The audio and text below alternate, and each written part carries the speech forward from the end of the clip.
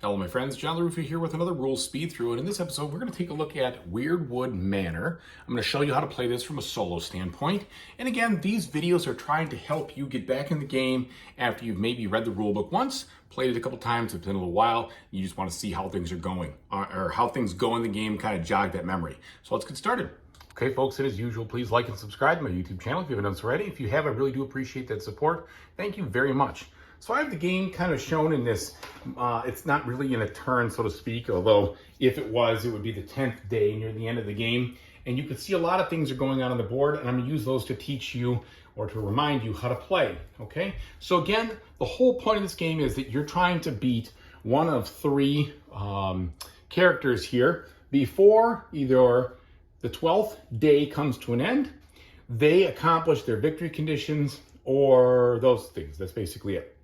And so the Chaos Ogre here would win if the 12th day comes to an end, or if they deliver enough hits to Lady Weirdwood, as you see right here, to get this to that spot, or if they blight enough rooms, and then you get to that spot, all right? And it just so happens in the game I just played, I killed them, but in their dying breath, they blighted the last room, and boom, I lost. So that's the one thing. You have to be able to get to the end of the round after you destroy them to actually win. And as you remember, this game has a lot of rooms that open and close based on the movement of these two rings, and we'll show you how that works in a second. The setup of the game depends on how many players you have, but also which boss you're trying to play. So please refer to that when you're doing what you're doing. But either way, in a solo, you could play one or more characters. I like to play two because two characters gives you the opportunity to do the synergies, and a lot of these spaces in the rooms, etc., will affect or will help another player. But let's go through the player boards really quickly here. You're going to have a couple things going on. First of all of your experience tokens are going to start back here. And every time you gain experience in this game, you can move up your experience tokens. And whenever you land on something, you activate or get it. You will start with one blue basic die, but you can forge more dice as you go by paying the resources here shown. And your health points over here determine your hand limit. If you ever get to the top of the health point track, you will get 2 experience. If you ever get to the top of the dice track, you'll get 4 experience. Whenever you get over to the right side, you'll do this 1 power, once and done power over here, and that will be the only time you do it, and then you can't do that anymore. Each character also has a special ability that they roll when they get their burst icon from the blue deck. Now, to play the game, you are luckily going to follow this nice handy dandy on the back sheet over here from a standpoint of the turn. And this is really good to reference all of the actual steps you're going to take. So please refer to that. You can also use these cards to reference what you're doing. That also is very helpful. They give you a nice iconography chart on the back there and up on the top of the player aid as well. So that'll also help you. So on your turn, you are going to always select an action card from your hand. So in this case, I have, for this player, 4 cards in my hand because he has 4 health, or she has 4 health, and I choose one of these cards to play. And I must play the card into an open slot.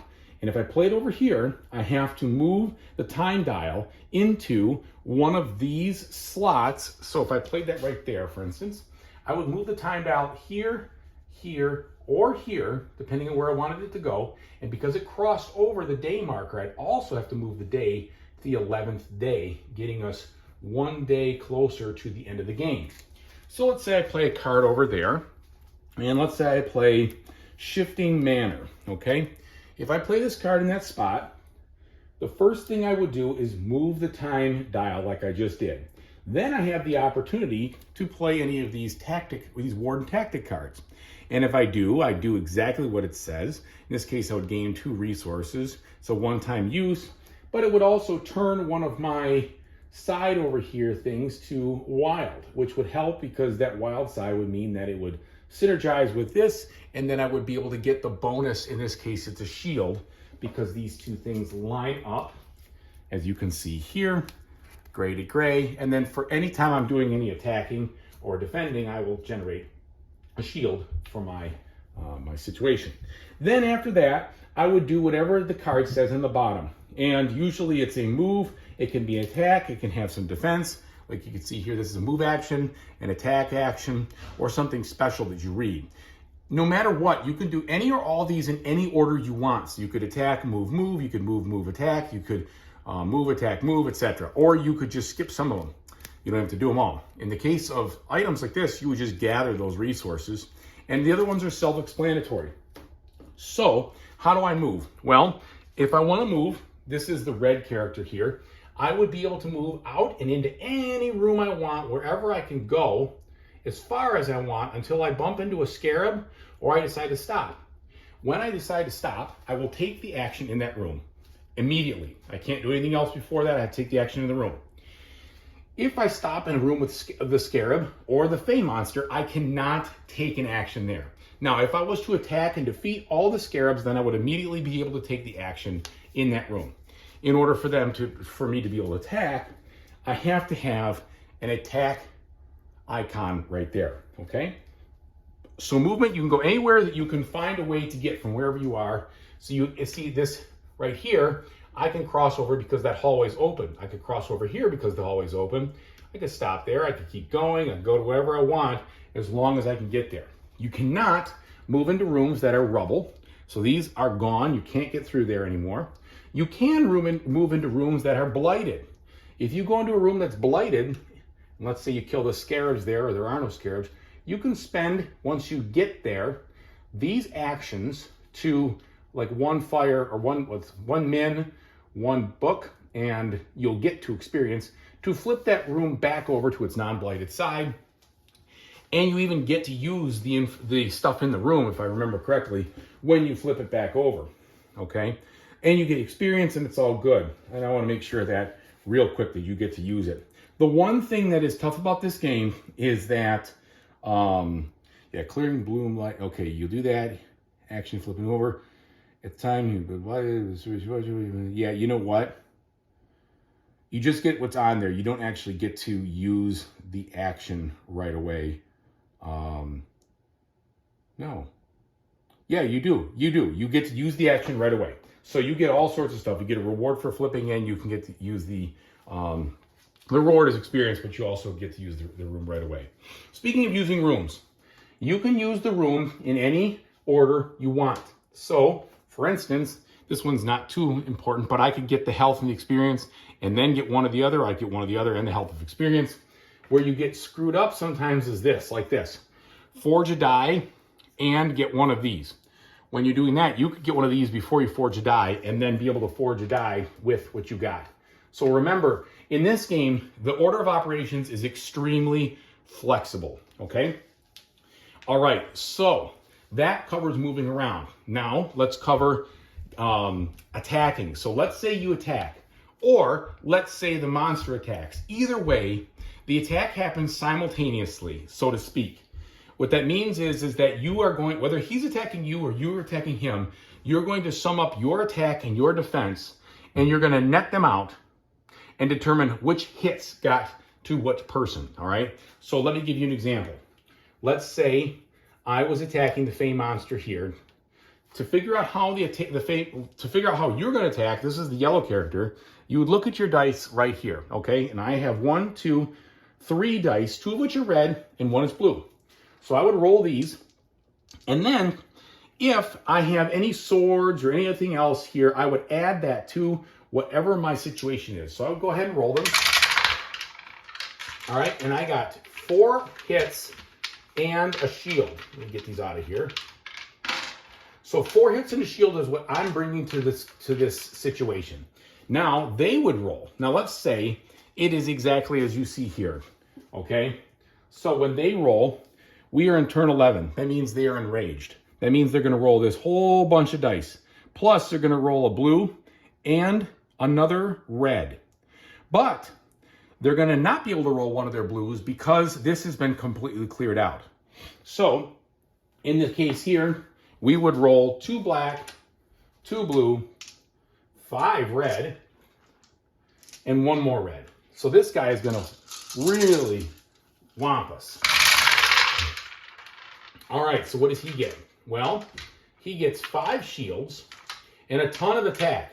So what I would do, you can use this too. You can use the ring to help, but I like to just eliminate dice like this. So these, you know, those would be eliminated. These would be eliminated. And then basically, since I have down here one of my hits, this hit is eliminating this other die that he had.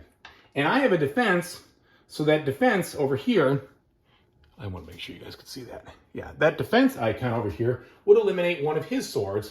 Then this would eliminate over here, and he'd be left by hitting me 2, 4, 6, 8, 9 times, which would be devastating, okay? Now, how do I take hits? When you take hits in this game, you must reduce your health or discard power tokens of this nature, or reduce the dice you have to the point where you're left with just 1 to count for all the hits. So in this case, I would basically go to 1 health, 1 single die, and that would be it. It would basically knock me down to the very bare minimum of what I could have. And that would mean at the end of my next turn, I would have to discard down to just 1 card. I'd only have 1 die to work with, and I wouldn't have any power tokens, okay? So you don't physically die in this game. You're just reduced to a very, well, reduced state, I guess you could say, okay? And one thing I didn't show is because I had a companion over here, I would have blocked 2 more of those hits. So you have to be careful of all the icons you have out here. So he would have effectively done 7 hits to me. And then that's how you resolve it. Now, here's some odd things with timing. Let's say he rolls that burst icon. The burst icon generates him an extra hit, but it also puts a scarab down. In the case of a scarab, it comes after the battle, okay? So normally you're not allowed to attack the Fey monster if there's any scarabs inside. So if I had a situation like this, I would not have been able to launch my attack to him. I would have had to attack them. They roll 1 blue die apiece. Only a single hit is necessary to kill them. You attack them all at once. So let's say I rolled like I just did this situation beforehand, something like this, and I was going to attack for them. They would roll, they hit me once, and they have a blank. So that means that my shield would block it, the blank would do nothing, and then I would attack and get these 2 scarabs. Now I can discard them for 2 experience apiece and get the experience immediately, or I can save them as a resource and just get 1 experience each, and then get the experience immediately. Okay, that is up to you how you want to do it. You can do a combination or whatever you want.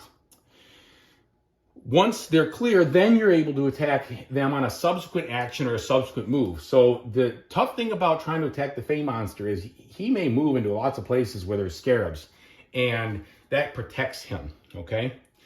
Now, the other thing that you'll have is, in this case, sometimes Lady Weirdwood will contribute. Oh, actually, Lady Weirdwood is one standing there. Sorry, it would have been like this. But Lady Weirdwood might contribute some attack, in this case over here, too, to the actual situation. So you've got to be clear about what's going on. The other thing is, there may be a situation where the boss has previously spawned power cards like this one. And if this power card is out, you have to look at the time it comes out. You have to look at the situation where he is. Is he enraged, angry, or whatever? Let's say he was enraged. This would go up top here, and all of those hits, 6 additional hits, would go towards him. However, whoever fights that card at the time would get 2 experience points, and after the battle is done, you discard all the power cards that are up here, okay? Now, that is the way the attack goes for you, whether you're attacking the scarabs or you're attacking the monster. If you're just attacking scarabs, and they roll a burst die, they try to skitter, but here's the thing. They skitter according to the exact rules as they're written in the scarab phase. What that means is, if you are in a situation where the scarab is in a room like this and you're attacking him, there's no way for him to get out. He never goes back into the manor. He always goes out. So he would fail that and he would be hit. He wouldn't get any attack. He wouldn't be anything like that. It would just be basically a failed situation and he would be hit. So be aware that the best time to attack a scarab is if you can find it in a spot, let's say like this, where it's trapped and you can corner it. Otherwise, if it's in a situation like this, and it skitters, it'll get out and it'll go to the first spot it can going clockwise and get away from you. That might cause a room to blight. That also means that no matter how many attacks you do, it will not hit you. It will leave, okay? And so that's what you have to be keeping an eye out for with regards to the scarabs. Now, let's talk about the scarab phase in a second here. But basically, after your turn is done, after you've done all of your actions, the next thing you do is you resolve one of the boss's cards. And there are 3 types of cards. There's a movement card, there is a power card, and there is an attack card, at least in this deck. The first thing you're always going to do is you're going to turn the wheel a certain number of times based on the hourglasses. So in this case, I would turn it 3 times. Let's say it was here. 1, 2, and 3. Notice that I'm turning, if this is pointing at the spot that it is.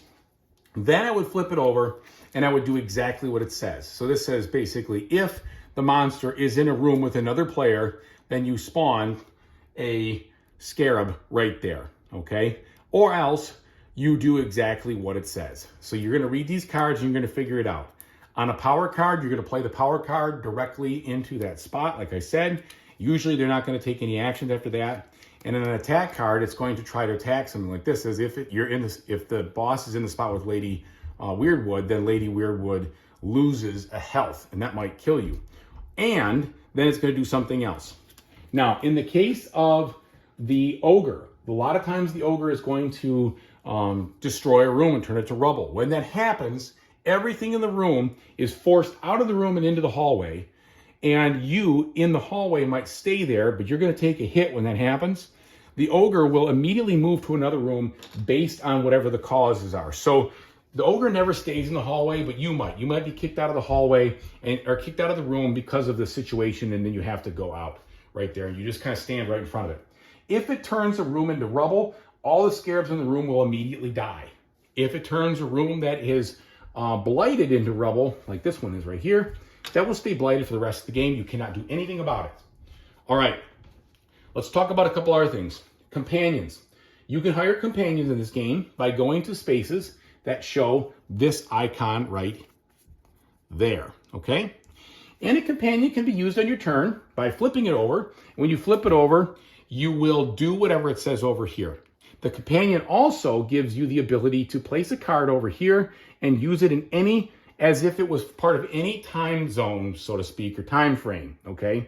One thing I didn't talk about, when you place a card in a time frame, you have to go to that time frame. You have to skip whatever's there. So for instance, if I was to play this card into this evening time frame, I have to go all the way past the daylight and get into there. And if I happen to be on the end of that, I have to go the entire day to get back into it, at least to here, and that will move the day forward. So having companions is extremely important for flexibility because you don't want to burn through a ton of time by just having one slot left. Now at the end of your turn, after you've done the monster, then you look at, do I have any slots still available? If yes, you draw up to your hand size, which is based on your current health, or you discard down to your hand size. If no, if all of my cards are full, if I have a situation like this, then I have to do a scarab phase. And the way the scarab phase works is you're going to work from the outside in, scattering to the out, okay? So you begin at the top and you look, do I have scarabs in this room? If so, every one of them is going to try to dart across to the next room and they will blight the room. Now these 3 rooms can never be blighted. They are golden, so you can never blight them. They don't count for blight. They can't be flipped over. However, let's say this day was like this. If this was the case, then these would come out, but they can't go into this room over here. They go to the first room clockwise. They rush into here, and now since there's at least 2, they would flip this whole tile over. It would become blighted. They would stay there, and that's one more condition you'd have to mark down for the Chaos Ogre for him getting closer to winning the game. So you're going to go from here and all the way around to see if the scarabs can move. If the scarab is in a room where it cannot get out, for instance, if this was here, it stays there. It doesn't go anywhere, okay? Then you're going to do the same exact thing with these rooms over here. So for instance, this one would come out. It'll come over. Oops, now it's in that. I flip it over, it's blighted. These two cannot come out. Nothing, this one cannot come out. Then, then the next thing you do is you put a scarab into every empty room that's in this center ring. Then if there are any empty rooms in the center over here, any empty scarab spots, you will put one and only one in there. You don't fill them up, you pick which one you want. That's important because usually Lady Weirdwood is locked down into that room until you get all the scarabs killed. Once you've killed them all, then she can be used. You can move her, she can attack, she can contribute, okay? Once you do kill all the scarabs in this throne room, then they never spawn in here again. So they never come back. So you do want to do that. You want to find a way to get rid of them as fast as possible so that you can use her and move her. If she's stuck in there, this guy's going to find his way in there and probably beat on her pretty good. And you could end the game sooner than you want, okay? After you've done the spawning and completed all of that, then you take all the cards from your hand and you put them in your discard pile. And then you finally draw back up. So you're going to do that every single phase, okay? And everything I just said is right here. Oh, all the way. Also, you are going to refresh any exhausted companions. So if you had flipped over a companion before, you will refresh them, all right?